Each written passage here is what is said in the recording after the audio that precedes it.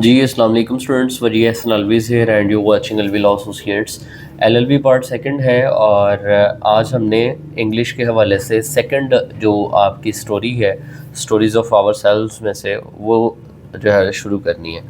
आज की स्टोरी का नाम जो है वो है जी सिडनी वाश्टर। ठीक है, बेसिकली ये जो सिडनी वाश्टर है, ये स्टोरी क्या है, ये किसने लिखी, ठीक है, ये किस रिलेटेड है, इसमें मेन करेक्टर्स कौन से हैं, या ये मेन स्टोरी है किस रिलेटेड, ये सारी चीज़ें हम आज के लेक्चर में पढ़ेंगे। ऑनवर्ड्स नेक्स्ट जो लेक्चर होगा वो हमारा मेन करेक्टर्स के हवाले से होगा, थीम्स के हवाले से होगा, और इसी तरह से जैसे हमने लास्ट स्टोरी कंप्लीट की है वैसे ही हम इसको भी कंप्लीट करेंगे। तो पहले आज की जो स्टोरी है इसके इंट्रोडक्शन के बारे में थोड़ा सा देख लेते हैं कि ये स्टोरी बेसिकली है क्या, किसने लिखी है। कहते हैं जी Sidney Vashtar is a famous short story written by साकी।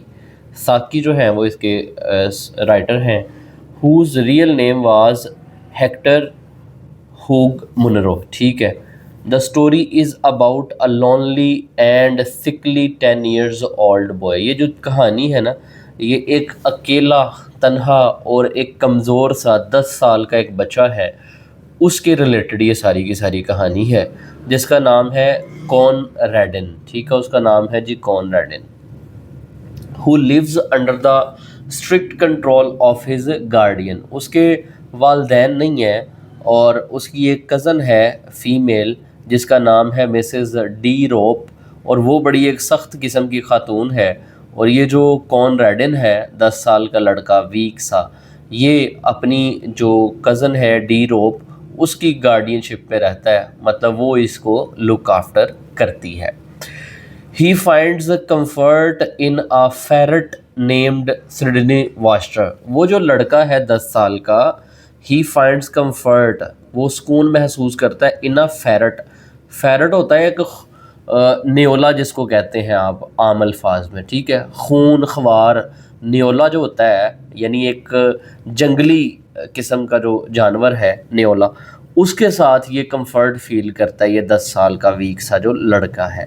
और उस न्योले को ही ये जो है ना सिडनी वाश्टर का नाम दे देता है। ये 10 साल का लड़का कॉन रेडन जो है, ये अपने उस न्योले को, खून ख्वार जानवर को, सिडनी वाश्टर का नाम देता है। तो उसी के राउंड अबाउट इस स्टोरी का जो है ना नाम रखा गया है, which becomes a symbol of his imagination. और वो जो सिडनी वाश्टर है, मतलब वो जो खून ख्वार न्योला है, वो इसकी इमेजिनेशन का एक, कह लें, इमेजिनेशन की अलामत बन जाता है। मतलब इतना ये 10 साला लड़का इतना ज़्यादा इन्वॉल्व हो जाता है उस खून ख्वार न्योले के साथ, यानी उस फेरट के साथ, यानी आम अल्फाज में कहूँ तो सिडनी वाश्टर के साथ, कि वो एक पूरी स्टोरी में वो एक एज आ इलामत, एज आ सिंबल जो है उसको यूज़ किया गया। अच्छा, ख़यालात, मतलब उसके ख़यालात में ऑल द टाइम ये जो है वो गुम रहता है। Strength and desire for freedom, और अंदरूनी ताकत और आज़ादी की ख्वाहिश की अलामत बन जाता है। ये जो 10 साला लड़का है कॉन रेडन, ये उस फेरट को ही अपना, कह लें कि खुदा मान लेता है एक किस्म का, उसी की जो है वो पूजा करता रहता है, उसी से जो है ना उम्मीदें वाबस्ता कर लेता है, और उसी से डिमांड करता है कि मुझे अपनी ये जो मेरी कज़न है इससे आज़ादी दिलवाओ, और मुझे जो है ना इस कैद से निकलवाओ एंड ऑल दैट। ठीक है, तो मतलब ये इतना जो है उसमें इन्वॉल्व हो जाता है। तो बेसिकली अगर देखें तो ये जो स्टोरी है सिडनी वाश्टर, तो ये सिडनी वाश्टर बेसिकली है क्या, कि ये फेरट यानी वो जो खून ख्वार न्योला है, उसका नाम उसने, लड़के ने रखा हुआ सिडनी वाश्टर, जो कि स्टोरी का भी आपका नाम है। स्टोरी में है क्या, साकी ने ये स्टोरी जो लिखी है, जिसका रियल नेम कुछ और था, और इसमें क्या है, एक 10 साल का लड़का है जिसके अराउंड ये सारी की सारी स्टोरी जो है वो घूमती है। और उस लड़के का नाम क्या है, कॉन रेडन। कॉन रेडन को लुक आफ्टर कौन करता है, उसकी एक कज़न है जिसका नाम है डी रोप, और वो इसकी गार्डियन है। तो ये जो लड़का है 10 साल, इसने 2 जो है ना पेट रखे होते हैं एक किस्म के। एक मुर्गी होती है जिसको इसकी कज़न जो है वो बेच देती है, और दूसरा जो है ये न्योला है, इसके साथ क्या करती है ये हम स्टोरी में सस्पेंस पढ़ेंगे। ठीक, तो इंट्रोडक्शन ये था हमारे पास रफली स्टोरी का। होपफुली स्टोरी का इंट्रो आपको समझ आ गया होगा। अगर तो समझ आ गया तो सही है इन द कमेंट सेक्शन। आगे हम मेन स्टोरी के बारे में पढ़ते हैं। ये जो सिडनी मास्टर स्टोरी है ये बेसिकली है क्या, सारा in detail her cheese her angle से इसको स्टडी करते हैं।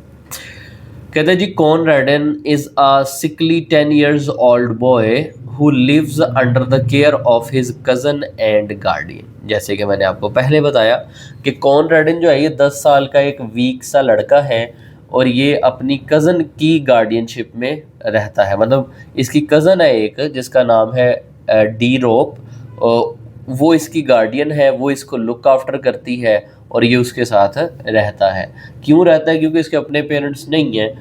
कहते हैं she is very strict and controls almost every part of his life. वो जो इसकी कज़न है यानी डी रोप, वो बहुत ज़्यादा सख्त है और ये जो लड़का है कॉनरेडन, इसकी ज़िंदगी के हर पहलू को इसकी कज़न जो है वो कंट्रोल करती है। ठीक, she constantly tells him what he should do and what he should not do.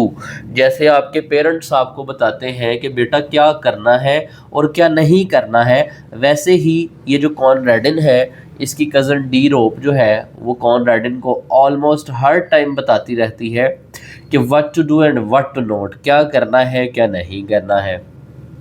Always claiming that it is for his own good. और हमेशा से जैसे वालदैन नहीं कहते कि बेटा ये जो हम आपको कह रहे हैं ये आपकी भलाई के लिए कह रहे हैं, और सेम लाइकवाइज कॉनरेडन की जो कज़न थी डी रोप, वो भी उसको यही कहती रहती थी कि मैं ये जो तुम्हारी डांट डपट कर रही हूँ, मैं तुम्हें ये जो अच्छा बुरा बता रही हूँ, ये अल्टीमेटली तुम्हारे ही भले के लिए बता रही हूँ। कहता जी, Conradin dislikes her deeply but hides his feelings. तो जैसे एक बच्चे के लिए एक बच्चा जो है ना अपने माँ बाप को नापसंद करना शुरू कर देता है क्योंकि हर टाइम जो है ना माँ बाप रिस्ट्रिक्शंस लगाते रहते हैं। तो सेम लाइकवाइज जो कॉनरेडन है वो भी अंदर ही अंदर अपनी अपनी जो कज़न है गार्डियन जो है उसकी डी रोप, उसको डिसलाइक करता है, लेकिन कभी उसने फीलिंग अपनी शो नहीं की। कहते हैं because he is lonely and has very little freedom. क्योंकि वो अकेला है, तन्हा है और उसकी जो फ्रीडम है वो बड़ी लिमिटेड है, यानी कि उसको बहुत ज़्यादा आज़ादी हासिल नहीं है, वो घूम फिर नहीं सकता है, वो बाहर अंदर नहीं जा सकता, अपनी मर्ज़ी से मामला नहीं कर सकता है। He uses his imagination to create a private world of his own. तो उसने अपनी जो इमेजिनेशन है, अपना जो ख्याल है, उसका इस्तेमाल किया और उसने कहा जी मैं अपनी एक प्राइवेट जो है ना दुनिया जो है बसा लेता हूँ, ठीक है, जहाँ पे मैं आऊँगा और सिर्फ चंद लिमिटेड चीज़ें मेरे साथ होंगी। तो ये बेसिक हो गया।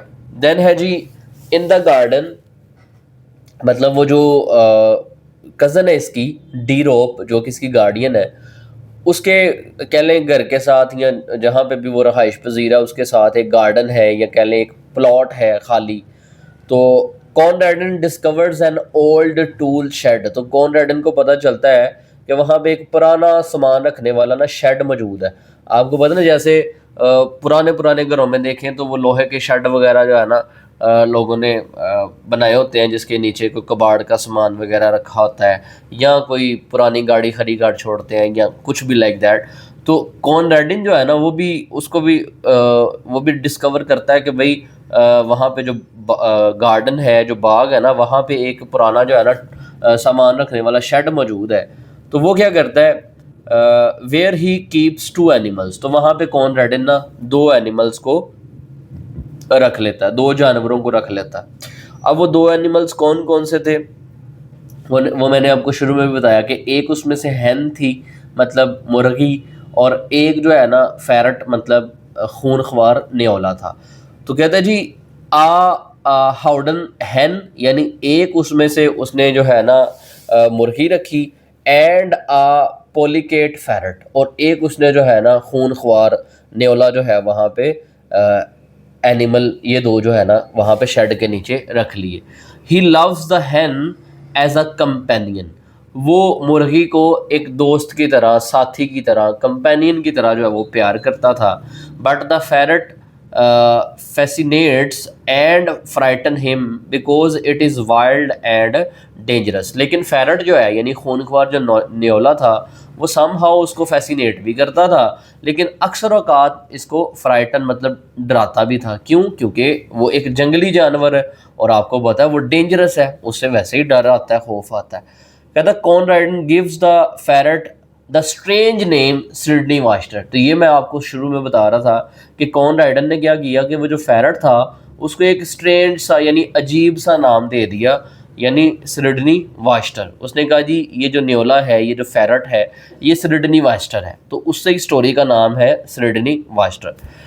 Gradually with the passage of time, साथ साथ, the animal becomes much more than a pet to him.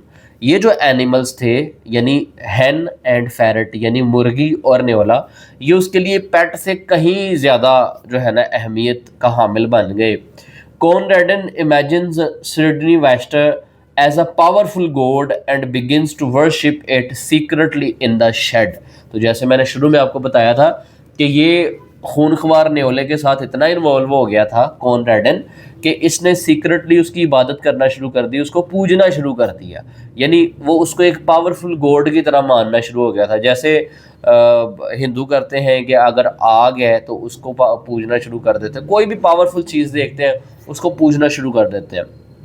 तो ये जो लड़का था कॉनरेडन 10 साला, ये उस खूनख्वार न्योले में इतना ज़्यादा इन्वॉल्व हो गया कि ये वो न्योला इसको पावरफुल गॉड की तरह लगता था, और ये उसको जो है सीक्रेटली शेड में जाता और ऑल द टाइम उससे बातें करता रहता और उसकी जो है पूजा करना शुरू हो गया। कहता है जी कौन, अच्छा ये हो गया, कहता है ही ब्रिंग्स फ्लावर्स, वो जो है फूल लेके आता, बेरीज बेरीज लेके आता, and even stolen nutmegs as offerings. ठीक है, तो अक्सर जो है ना वो उसके लिए यानी उस न्योले के लिए फ्लावर्स लेके आता, बेरीज लेके आता, और अक्सर जो है चोरी करके चीज़ें जो उसकी होती तो वो भी उसके लिए जो है वो लेके आता। This secret religion gives Conradin a feeling of strength and freedom that he cannot find in his real life।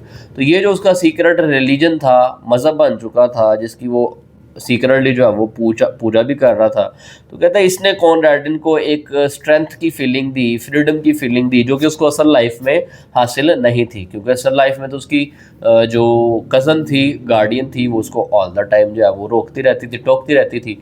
तो यहाँ तक हो गया कि भाई कॉनरेडन ने ना अपनी एक अलग से लाइफ बना ली है। पहले पैरे में हमने पढ़ा कि उसकी एक कज़न है जो उसको कंट्रोल करती रहती है, डांटती है और उसको कहती है तुम्हारे भले के लिए कर रही हूँ एंड ऑल दैट। तो वहाँ पे वो सोचता है कि मैं अपनी एक अलग से प्राइवेट वर्ल्ड जो है बना लूँ। तो उसके नतीजे में उसने पैरा नंबर 2 में हमने सारा पढ़ा कि अपनी एक प्राइवेट वर्ल्ड उसने बना ली, मतलब 2 पेट जो है वो रख लिए उस शेड में, और वहाँ पे एक हैन थी जिसको वो एज अ कंपेनियन प्यार करता था, और दूसरी साइड पे वो फेरट था, खूनख्वार न्योला था, जिसको उसने एज अ गॉड जो है वो उसकी पूजा करनी शुरू कर दी, उसको वो एक बड़ा पावरफुल गॉड मानना शुरू हो गया, और उसकी राउंड अबाउट वो सारा जो है ना इन्वॉल्व हो गया।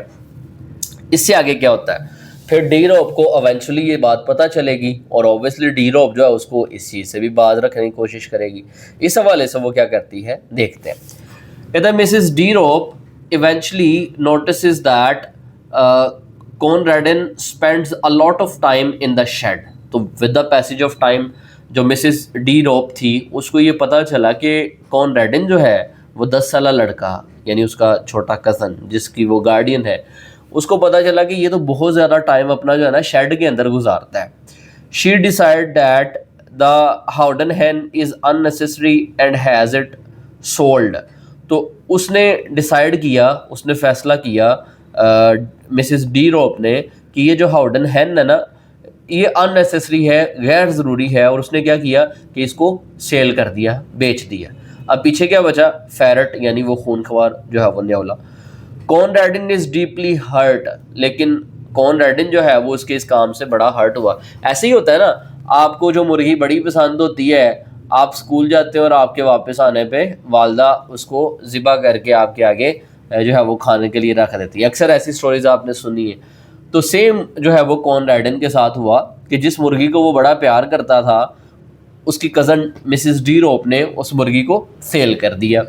अब कॉनरेडन ऑब्वियसली जैसे आप बड़ा हर्ट हो जाते हैं, आपकी कोई पसंदीदा चीज़ अगर घर में से ऐसे निकाल दी जाए तो आपको भी दुख होता है, ठीक है। अक्सर होता है लोगों ने तोते रखे होते हैं तो वो बड़ा गंदा डालते हैं तो उनके घर वाले तोतों को उड़ा देते हैं, तो जैसे उस पर आपको दुख होता है, गम होता है, दर्द होता है ना, वैसे ही कॉनरेडन जो है ना बड़ा डीपली हर्ट हुआ कि मेरी जो कज़न है मिसेस डी रॉप, इसने जो है ना मेरी मुर्गी को जो है ना सेल कर दिया, बेच दिया। But he does not show his anger, लेकिन उसने ना कॉन राइडर ने अपना गुस्से का इजहार नहीं किया अपनी कज़न के साथ। इंस्टेड इसकी बजाय he becomes even more devoted to Sredni Vashtar, लेकिन पीछे जो उसके पास खूनख्वार न्योला बचा था जिसको सिडनी वास्टर का हम नाम दे रहे हैं, तो वो फिर बहुत ज़्यादा उसके साथ मज़ीद डिवोटेड हो गया, मज़ीद उसने अपने आप को उसके लिए वक्फ कर दिया, मज़ीद उसके साथ जो है वो इन्वॉल्व हो गया। दैट इवनिंग, उस शाम, instead of simply praising his strange God, बजाय इसके कि वो जैसे डेली बेसिस पे आता था और अपने गॉड को यानी उस खूनख्वार न्योले को पूजता था, Conradin ask it to do one thing for him, तो कॉनराडन ने उस खूनख्वार न्योले को कहा कि मेरे लिए तुम एक चीज़ करो।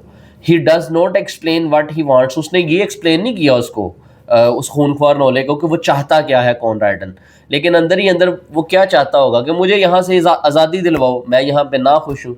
But it is clear that he wants to be free from Mrs De Ropp control, लेकिन ये बात वाजे थी कि वो उस न्योले से एक चीज़ डिमांड कर रहा था कि मुझे ये जो मिसिस डी रोप है, मेरी कज़न है, इससे किसी तरह से आज़ादी दिलवाओ, इससे जो मेरा कंट्रोल है, जो जो इसने मुझे कंट्रोल किया हुआ है, काबू में रखा हुआ है, इससे मेरी जो है ना निजात दिलवाओ। Every night he repeats the same request, हर रात वो जाता और उस खूनख्वार न्योले से जो है ना सेम अपनी ये रिक्वेस्ट जो है, दरख्वास्त जो है वो रिपीट करता, दोहराता, hoping that Sidney master will answer him, और ये हमेशा से उसकी उम्मीद होती, होप होती कि one day Sydney master will answer me, यानी मुझे कोई ना कोई जवाब मिलेगा और मुझे कोई ना कोई आज़ादी यहाँ से दिलवाएगा। फिर क्या होता है, Mrs De Ropp becomes suspicious and decide to find out what Conradin is keeping in the locked hutch. ठीक है, तो मज़ीद उसने मिसिस डी रोप का बड़ा सस्पिशियस उसने फील किया, बड़ा उसको शक होने लगा कि यार मैंने तो मुर्गी इसकी सेल कर दी हुई है, तो अब मज़ीद इसने वहाँ पे क्या छुपा के रखा हुआ है कि जिसके बारे में ये डेली जो है वहाँ जाता है और घंटे अगेन जो है वहाँ पे गुजारता है। शी सर्चिज हिज रूम, उसने उसका कमरा जो है वो उसको सर्च किया, उसकी सारी तलाशी ली। Finds the hidden key and goes to the shed, और वहाँ पे कमरे के अंदर जो उसने अपनी एक सीक्रेट चाबी जो है वो छुपाई हुई थी, उसको उसने तलाश कर लिया और उसको चाबी को लेकर वो शेड में चली गई। Conradin watches helplessly as she enters, Conradin जो है वो इस सारे वाक़े को देख रहा था बेयारो मददगार, कि जैसे ही उसकी कज़न मिसिस डी रोप जो है वो शेड में दाखिल हो जाती है। At first he becomes afraid that she will destroy the last important thing in his life. पहले तो वो जो कॉनराडन है 10 साला वीक लड़का, वो डर जाता है, खौफज़दा हो जाता है कि मेरी ज़िंदगी में आखिरी इम्पोर्टेंट जो चीज़ है ये मिसिस डी रोप जो है ये उसको भी तबाह करने जा रही है, उसको भी ये ख़त्म कर देगी। ठीक है, he begins to think that Sidney Vashtar may not really have any power and that Mrs De Ropp will return victorious. तो उसने सोचा, यानी ये जो लड़का था 10 साल, इसने सोचा कि यार जो सिडनी मास्टर है उसके पास असल में कोई पावर नहीं है, और ये जो मिसिस डी रोप है ये विक्टोरियस वापस लौटेगी, मतलब कामयाब वापस लौटेगी, और वो जो खूनख्वार न्योला है, फेरट है, उसको ये ख़त्म कर देगी आज। But she does not come out of the shed, लेकिन वो जो उसकी कज़न थी वो शेड से वापस ना आई। After waiting for some time, कुछ देर तक जो है वो इंतज़ार करने के बाद, Conradin sees Sidney Vashtar emerge from the shed with dark stains around its mouth and throat. तो कुछ देर बाद वो क्या देखता है लड़का कि उसकी कज़न जो है मिसिस डी रोप वो वापस आती है और उसके मुंह पे और उसके गले के इर्द गिर्द जो है वो स्टेन्स होते हैं। ठीक है, दाग धब्बे जो है ना होते हैं, डार्क, गहरे। The ferret has killed Mrs De Ropp. ठीक है, तो जो फेरट है न्योले ने मिसिस डी रोप को मार दिया था। ठीक है, मतलब इतना उसने, ये उसकी गलती थी मिसिस डी रोप की कि वो शेड में चली गई। ठीक है, जैसे ही वो शेड में जाती है तो वो न्योला क्या करता है, उस पर मिसिस डी रोप पे जो है वो हमला कर देता है। आफ्टर द इंसिडेंट, इस वाक़े के बाद, a maid comes to ask where Mrs De Ropp is, एक मेड आती है और वो पूछती है कि मिसेस डी रोप जो है वो किधर है। Conradin calmly tells her that she has gone to the shed. तो कॉनराडन उस मेड को बताता है कि वो जो मिसेस डी रोप है वो शेड की तरफ गई है। The maid goes to look for her and soon discovers what has happened.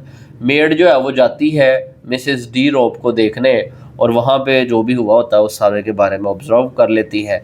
While everyone else becomes shocked and frighten, Conradin remains calm. जब हर वहाँ पे अतराफ़ में मौजूद जो मेड थी या बाकी जो लोग थे वो शॉक्ड हो गए, वो डर गए, खौफज़दा हो गए, लेकिन जो कॉनराडन था वो बिल्कुल काम था, पुरसकून था, क्योंकि कॉनराडन तो चाहता ही ये था कि मुझे किसी तरह से ये जो फेरट है मुझे आज़ादी दिलवाए मेरी कज़न से, जो कि मेरी गार्डियन है।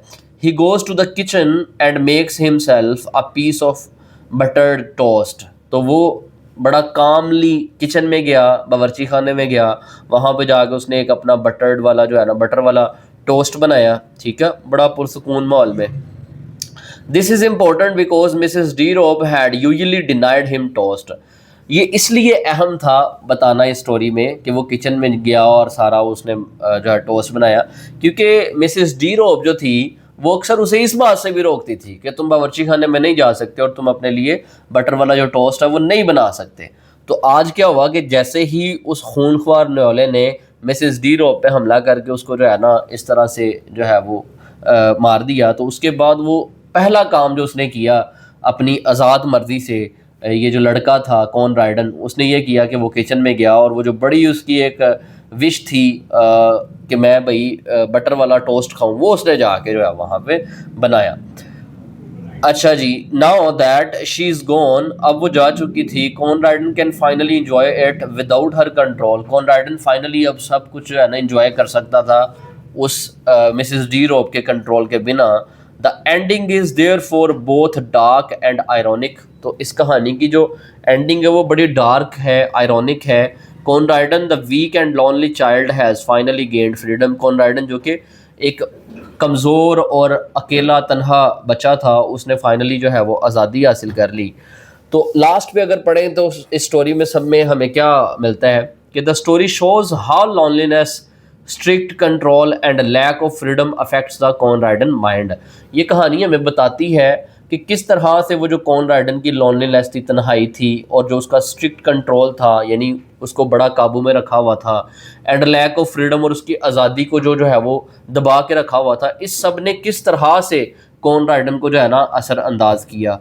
Sredni Vashtar becomes a symbol of a strength that Conradin can not show openly. कहता है सिडनी वास्टर जो है वो एक सिंबल बन गया ताकत का, जिसको ये जो कॉनराडन है ये शो नहीं कर सकता था, खुले तौर पे इसका इजहार नहीं कर सकता था कि उसको मैंने जो है वो किस तरह से ट्रेन किया, ये all that.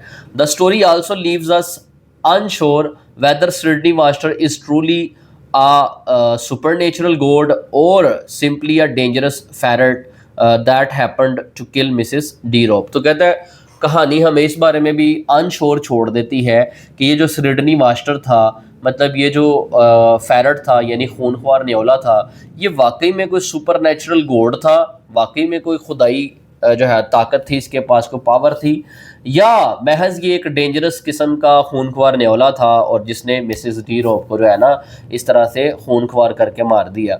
This uncertainty makes the ending more mysterious. इससे जो है ना इस कहानी की जो एंडिंग है वो मज़ीद जो है वो मिस्टीरियस हो जाती है।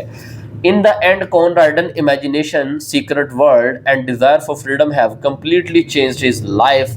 तो वो जो कॉनराडन की इमेजिनेशन थी, ख्याल था कि भाई मेरी एक सीक्रेट वर्ल्ड होनी चाहिए, मुझे जो है वो आज़ादी होनी चाहिए, मेरे पास पावर होनी चाहिए, कहता है ये सारी चीज़ों ने उसकी लाइफ बिल्कुल चेंज कर दी।